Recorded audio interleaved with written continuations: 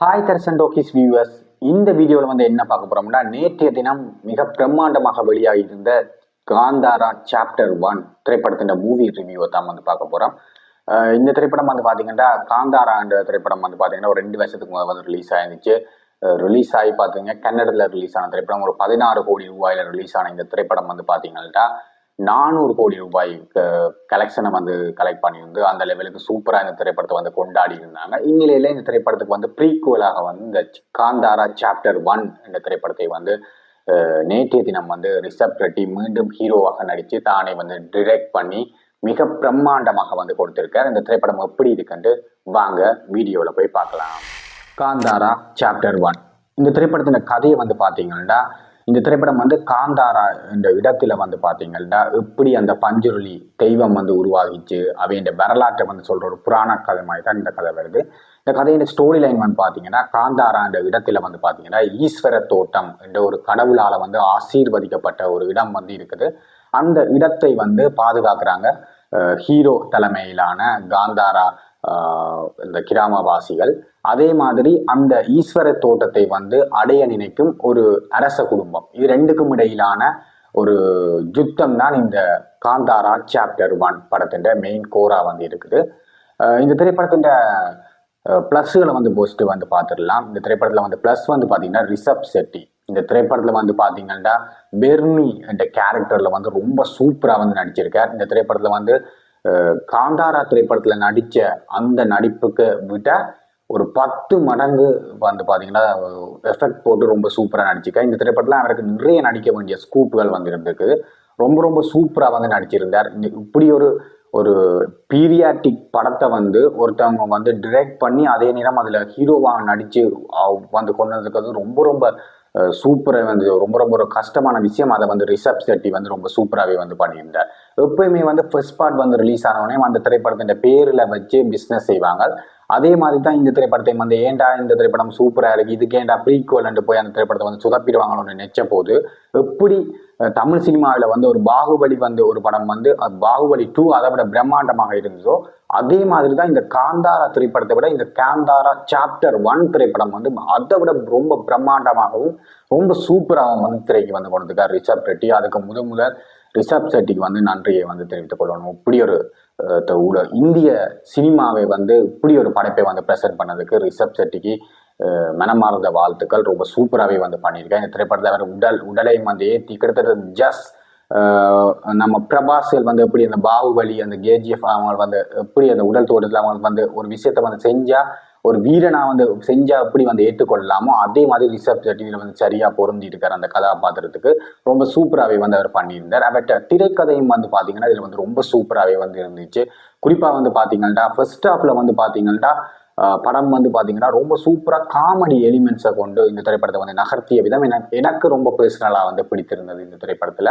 ஏன்னா இந்த திரைப்படம் வந்து ஒரு சீரியஸான ஒரு பீரியாட்டிக் திரைப்படத்தை வந்து ஃபர்ஸ்ட் ஆஃப் ஃபுல்லாக வந்து பார்த்தீங்கன்னா அங்கங்கே நிறைய காமெடிகளை வந்து ஒர்க் அவுட் பண்ணிக்கிறார். அது வந்து சிரிக்கவும் வைக்கின்றது. கிட்டத்தட்ட நிறைய ஹாலிவுட் திரைப்படங்கள் ரெஃபரன்ஸுகளை வந்து போட்டு வச்சு எடுத்த மாதிரி எனக்கெல்லாம் அந்த Caribbean pirates of Caribbean Aladdin அப்படியான திரைப்படங்கள் அந்த அதே மாதிரி சாயில ஒரு பின்பற்றி ஒரு நம்ம இந்தியா சினிமாவுக்கு ஏற்ற வகையில வந்து உண்டா பண்ணி படத்தை வந்து பண்ணியிருக்கார். ரொம்ப சூப்பராகவே வந்து அதை வந்து ப்ரெசென்ட் பண்ணியிருக்கிறார்.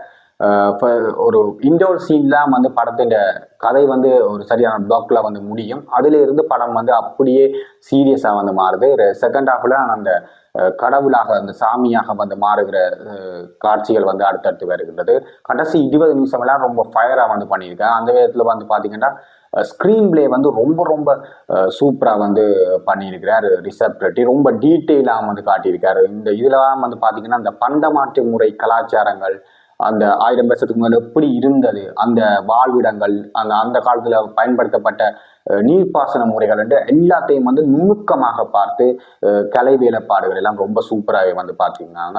அந்த ஆடை அவர்களோட அடைகிற உடைகள் செருப்புகள் அதில் முதற்கொண்டு எல்லாத்தையுமே வந்து நுணுக்கமாக அந்த காலத்தில் எப்படி இருக்குமோ அதை வந்து ரிசர்ச் பண்ணி ரொம்ப டீட்டெயிலாக வந்து ரிசர்ச் ரேட்டிங் இந்த படத்தில் வந்து கொண்டிருக்கிறது ரொம்ப ரொம்ப சூப்பராக இந்த படத்தோட வந்து கனெக்ட் பண்ணக்கூடிய மாதிரி இருந்துச்சு. மொத்தத்தில் இந்த திரைப்படத்தில் வந்து அடுத்து நடிகர்மார்கள்ட்ட தேர்வுகள் வந்து ரொம்ப ரொம்ப சூப்பராக வந்து இருந்துச்சு. அதுவும் வந்து இதில் வந்து ஜெயராம் வந்து ஒரு சூப்பரான ஒரு கேரக்டரில் வந்து நடிச்சிருக்காரு, மன்னனாக வந்து மாமன்னனாக. அவரும் வந்து சூப்பராகவே வந்து நடிச்சிருக்காரு. அவர் செகண்ட் ஹாஃபில் வந்து இன்னும் சூப்பராக வந்து அவர்கிட்ட ஒரு வலியை வந்து ஒரு மகனை வந்து இழந்த வலியை வந்து காட்டுற சீன் எல்லாம் ரொம்ப சூப்பராக வந்து பண்ணியிருந்தார், மிரட்டி இருந்தார்னு தான் சொல்ல வேண்டும். அதை விட இந்த திரைப்படத்தில் வந்து வில்லனாக வருது இந்த குல்பதி தேவையா என்பவர் வந்து பார்த்தீங்கன்னா அந்த வில்லன் நான் நினைச்சேன் அவருக்கு ஒரு பெரிய ஒரு ட்ராக் மேக் ஒன்று வரப்போகுதுன்னு நான் நினைச்சேன். நான் சூப்பராக வந்து வில்லத்தை மிரட்ட போறேன்னு பார்த்தேன். ஆனால் நாங்கள் எதிர்பார்த்ததுக்கு ஒரு வித்தியாசமாக அவரை வந்து ஒரு காமெடியாக, அதே நேரம் ஒரு பயந்தாங்கோலியாக, இதையும் வந்து அடைய துணிகிற ஒரு சுயநலவாதியாக வந்து ரொம்ப சூப்பராக வில்லத்தனத்தில் வந்து மிரட்டி இருந்தாருன்னு தான் சொல்ல வேண்டும்.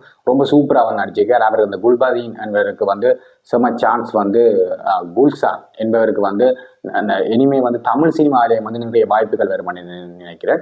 அதே மாதிரி ருக்மிணி வசந்தம் வந்து பார்த்தீங்கன்னா ஃபர்ஸ்ட் ஹாஃப்ல அவங்களுக்கு பெருசாக வந்து 1-2 காட்சிகளை வந்து வடிவ அழகை வந்து தெளிச்சு விட்டுட்டு போறாங்க ரசிகர்களை வந்து இருக்கிற முகமா. செகண்ட் ஹாஃப்ல அவங்களுக்கு வந்து ஈடு கொடுக்குற மாதிரி ஒரு சாட்டிஸ்ஃபையான ஒரு செம ரோல் வந்து அந்த திரைப்படத்தில் வந்து ரிஷப் ரெட்டி வந்து ருக்மிணி வசந்துக்கு வந்து வழங்கியிருக்காங்க. அது வந்து ஓரளவுக்கு சூப்பராகவே வந்து பண்ணியிருந்தாங்க. அந்த லெவலில் வந்து பார்த்தீங்கன்னா அந்த ருக்மிணி வசந்தம் வந்து ரொம்ப சூப்பராக இருந்தாங்க. இந்த திரைப்படத்தில் வந்து ஒவ்வொரு கதாபாத்திரங்களும் வந்து ரொம்ப டீட்டெயிலாக அவங்களுக்கான முக்கியத்துவத்தை வந்து கொடுத்து எடுத்திருந்தாங்க. சின்னாண்ட ஒரு கேரக்டரில் வாரது, அதே மாதிரி நிறைய பூமாண்ட கேரக்டரில் வாரது, அப்படியான கேரக்டர் எல்லாம் ரொம்ப டீட்டெயில் பண்ணியிருந்தாங்க. அவைகளுக்கெல்லாம் செம ஸ்கூப் கொடுக்குற மாதிரி எல்லாருக்கும் ஒவ்வொரு சீன் என்றாலும் ஒரு பெர்டிகுலர் ரொம்ப அவைகளுக்கான கதாபாத்திரத்துக்கு வந்து ரொம்ப ஸ்கோர் பண்ணுற மாதிரி ஸ்க்ரீன் பிளே வந்து பண்ணியிருந்தது எனக்கு ரொம்ப சூப்பராக இருந்துச்சு. அடுத்த இந்த திரைப்படத்தில் வந்து பார்த்தீங்கன்னா டெக்னிக்கல் வைஸாக இந்த திரைப்படம் வந்து ரொம்ப ரொம்ப பெரிய ஸ்ட்ராங்காக வந்து வந்திருக்கு. வெறும் போன திரைப்படம் வந்து பார்த்தீங்கன்னா 16 கோடி ரூபாயில் எடுத்த இந்த திரைப்படம் வந்து இந்த வருஷம் 125 கோடி ரூபாய்க்கு எடுத்துக்காங்க. அதை எல்லாத்தையும் ஒவ்வொரு ஸ்க்ரீன்லேயும் ஒவ்வொரு நிமிஷத்துலேயும் வந்து அதை பார்க்கக்கூடிய மாதிரி இருந்தது. அந்த லெவலுக்கு வந்து சூப்பராக வந்து இந்த திரைப்படத்தை வந்து மேக்கிங் பண்ணியிருக்காங்க. விஎஃப்எக்ஸ் எல்லாம் அவ்வளவு சூப்பராக வந்து பண்ணியிருந்தாங்க. அந்த திரைப்படத்தில் வார விலங்குகளாக இருக்கட்டுமே, புலி ஒன்று வரும், தேவாங்கு, குரங்கு, எருமை மாடு எல்லாத்தையும் பார்க்கறதுக்கு ரியலிஸ்டிக்காக வந்து கொண்டு வந்திருந்தாங்க. பார்க்கறதுக்கு அது அப்படியே விஎஃப்எக்ஸ் இல்லை ஒரிஜினல் என்று நம்புற லெவலுக்கு ரொம்ப சூப்பராகவே வந்து மேக்கிங் வந்து பண்ணியிருந்தாங்க. அடுத்து அந்த காந்தாரா வேர்ல்டு, அதே மாதிரி அந்த அரச குடும்பத்தின் அவைண்ட வேர்ல்டு அதை வந்து காட்டுறது எல்லாம் ரொம்ப கலை வேலைப்பாடுகள் ரொம்ப சூப்பராக, ஆர்ட் ஒர்க் வந்து செம சூப்பராக வந்து பண்ணியிருந்தாங்க. அவங்களோட ஆடை கலாச்சாரங்கள் முதல் கொண்டு எல்லாத்தையுமே வந்து நுணுக்கமாக அப்படியே பார்க்கறதுக்கு ரியலிஸ்டிக்காக வந்து கொண்டு இருந்தாங்க. இந்த திரைப்படத்தில் இன்னும் வந்து கனெக்ட் பண்ணுறதுக்கு வந்து ரொம்ப சூப்பராக வந்து இருந்துச்சு. அந்த லெவலுக்கு படத்தில் வந்து பார்த்தீங்கன்னா விஎஃப்எக்ஸ் ஆர்ட் ஒர்க்லாம் செம ஸ்ட்ராங்காக இருந்தது. இது அடுத்து இந்த திரைப்படத்தில் வந்து பார்த்தீங்கன்னா பின்னணி இசை, போன திரைப்படத்தில் வந்து அஜினேஷ் லோகேஷன் வேறு தான் வந்து மியூசிக் பண்ணியிருந்தா. இந்த திரைப்படத்தில் வந்து ஒரு 10 மடங்கு மேலே எஃபெக்ட் பண்ணி வந்து பண்ணியிருக்கார். ஒவ்வொரு சீனுக்கும் டிஃப்ரெண்டாக வந்து மியூசிக் போட்டிருக்கார். ஒவ்வொரு மியூசிக்கும் வந்து ரசிக்கக்கூடியதாக இருந்தது.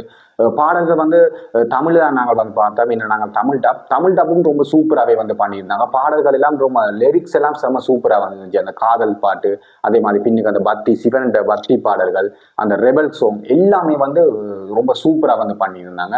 அதில் வந்து மியூசிக் வந்து ரொம்ப சூப்பர். அதுவும் பேக்ரவுண்ட் மியூசிக், அந்த வராக ரூபம், அந்த பாடலை வந்து செகண்ட் ஹாஃபில் கொண்டு வந்து பயன்படுத்தியதெல்லாம் ரொம்ப ரொம்ப சூப்பராக வந்துச்சு. இந்த திரைப்படத்தில் வந்து என்ன பொறுத்த வரைக்கும் இந்த திரைப்படத்தில் வந்து மியூசிக்கு இந்த திரைப்படம் வந்து இந்த வருஷத்தில் வந்த படத்தில் வந்து பெஸ்ட் அவார்டு வந்து பேக்ரவுண்ட் மியூசிக்கும் இந்த திரைப்படத்தில் தான் என்ன பொறுத்த வரைக்கும் நான் அவார்டு வந்து வழங்குவேன். அந்த லெவலுக்கு சவுண்ட் டிசைன் வந்து ரொம்ப சூப்பராக வந்து அஜினேஷ் லோகேஷ் வந்து மிகச்சிறப்பாக வந்து படத்துக்கு பண்ணியிருக்கா. அது மிகப்பெரிய ஒரு பலமாக வந்து இந்த திரைப்படத்துக்கு வந்து அமைந்திருக்குது.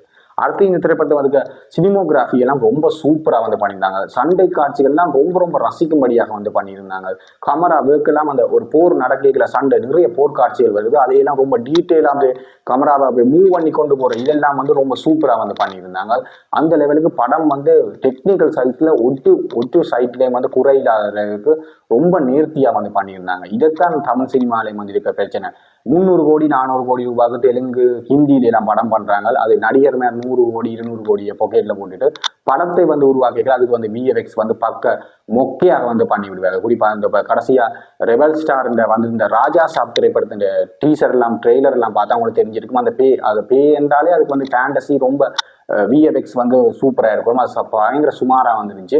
ஆனால் 125 கோடி ரூபாய் பட்ஜெட்டில் எடுக்கப்பட்ட இந்த திரைப்படத்தின் விஎஃப்எக்ஸ் வந்து சொல்லி மெச்சக்கூடிய லெவலுக்கு வந்து ரொம்ப சூப்பராக வந்து பண்ணியிருந்தாங்க. அந்த லெவலுக்கு படம் வந்து டெக்னிக்கல் வைஸாகவும் கதாபாத்திரங்களில் தேர்வாகவும் படம் ஓவரால் ரொம்ப ரொம்ப ப்ளஸ்ஸாக வந்து கண்டிப்பாக இந்த திரைப்படம் வந்து இந்திய சினிமாண்ட இந்த காலகட்டத்தில் உச்சத்தை வந்து எடுத்துக்காட்ட போது இது நிறைய ஒஸ்காருக்கு போனாலும் ஆச்சரியப்படுவதற்கு இல்லைன்னு தான் நான் சொல்லுவேன். இந்த திரைப்படத்தை தியேட்டர் எக்ஸ்பீரியன்ஸை கண்டிப்பாக வந்து மிஸ் பண்ணாங்க. முடிஞ்ச ஐமேக்ஸில் வந்து பார்க்கக்கூடிய மாதிரி உங்களுக்கு இருந்துச்சுன்னா அந்த எக்ஸ்பீரியன்ஸையும் வந்து நீங்கள் பயன்படுத்தி கொள்ளுங்க. ரொம்ப ரொம்ப சூப்பராக இந்த திரைப்படம் வந்து இருக்குது. நீங்கள் போய் தியேட்டரில் கண்டிப்பாக பாருங்க. இல்லாட்டி நீங்கள் லைஃப்ல வந்து இப்படியான ஒரு தியேட்டர் எக்ஸ்பீரியன்ஸை இனிமேல் நீங்கள் பெறுவது வந்து சான்ஸ் குறைவு. இப்படி ஒரு அவ்வளவுக்கு ஒரு தியேட்டர் எக்ஸ்பீரியன்ஸுக்கான ஒர்த்தான திரைப்படம் போய் தியேட்டர்ல போய் கண்டிப்பாக. அடுத்து இந்த திரைப்படத்தில் இருக்கிற குறைகளையும் வந்து பார்க்கத்தான் வேணும். இந்த திரைப்படம் கிட்டத்தட்ட 2.25 மணி நேரம் ஓடுகிறது. கொஞ்சம் சில சீன்கள் கொஞ்சம் கட் பண்ணி இருக்கலாம்ன்ற மாதிரி தோணுச்சு. ஒரு 2.5 மணி நேரத்துக்குள்ள எடுத்திருந்தா இந்த படம் ரொம்ப ஸ்கிரிப்டா வந்து அமைந்திருக்கும்.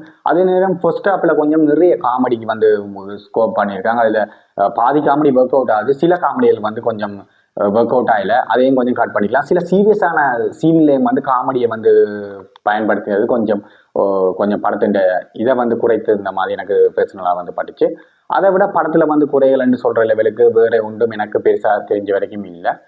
படம் கண்டிப்பாக விஎஃப்எக்ஸில் வந்து பார்த்தீங்கன்னா எல்லாமே சூப்பராக பண்ணியிருந்தாங்க. ஆனால் கடைசி கிளைமேக்ஸில் ஒரு விஎஃப்எக்ஸ் வந்து பெர்டிகுலராக ஒரு சீன் வந்து விஎஃப்எக்ஸில் ஒரு விஷயத்தை வந்து கொண்டு இருந்தாங்க. அது கொஞ்சம் விஎஃப்எக்ஸ் அப்படியே தெரிஞ்சுது. மற்றபடி விஎஃப்எக்ஸ் எல்லாமே ரொம்ப சூப்பராக வந்து படத்துக்கு அமைஞ்சிருந்தது.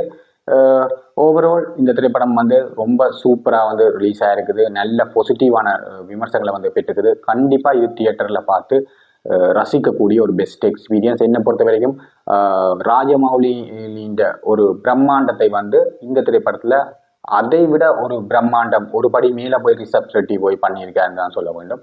கண்டிப்பாக இந்த திரைப்படத்தை வந்து தியேட்டரில் போய் பாருங்க. மீண்டும் இது போன்ற ஒரு சினிமா விமர்சனத்தில் வந்து உங்களை வந்து சந்திக்கும் வரை உங்களிடம் இருந்து விடைபெறுவது உங்கள் தர்சன்.